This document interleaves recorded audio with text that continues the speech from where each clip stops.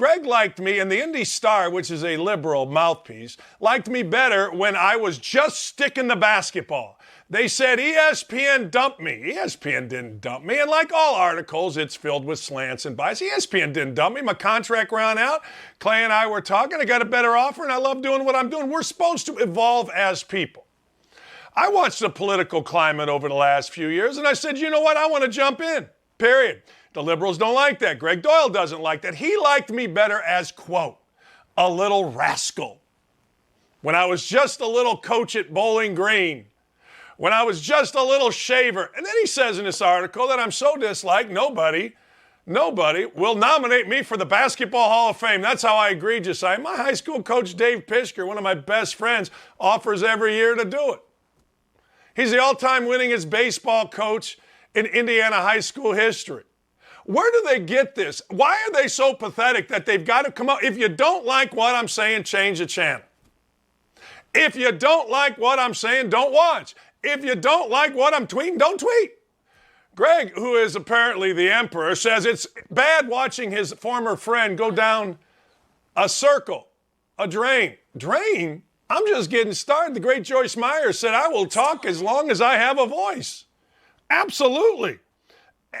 What was I supposed to do? Just stick to basketball? Do you know how bored I got over time?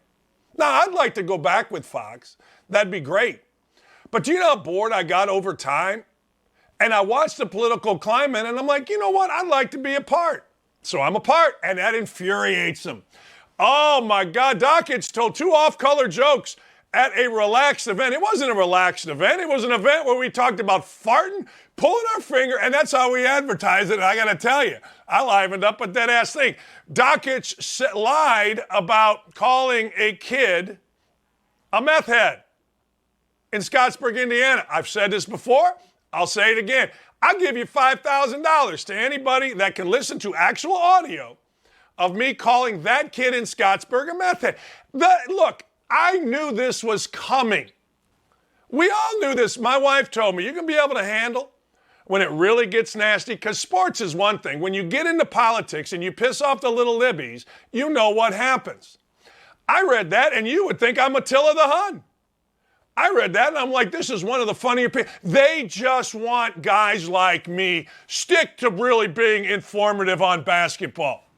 They want to have the agenda. Greg Doyle told us all, there's going to be body bags at the Indy 500.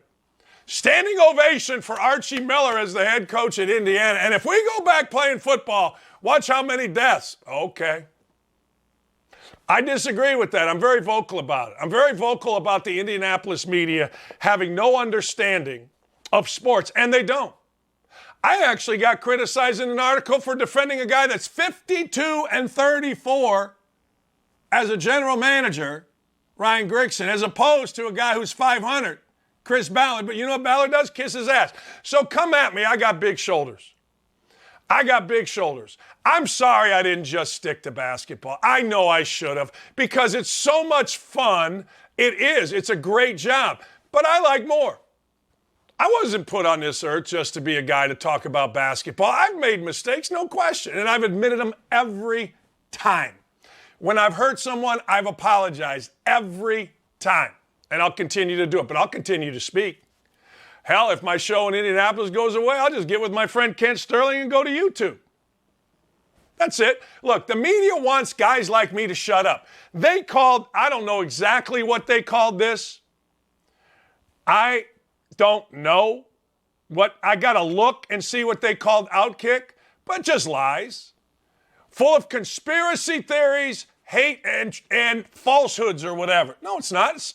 It's becoming one of the great sports sites in America. But because we don't jump on the liberal agenda, because we don't fall in love with a president that doesn't know where he's at, because I'm not sitting here agreeing with the politics of, oh my God, there's body bags at the 500. Because I do nice things for kids, because I dare criticize local media, then I'm a bad guy and I'm circling down a drain. No, I'm not.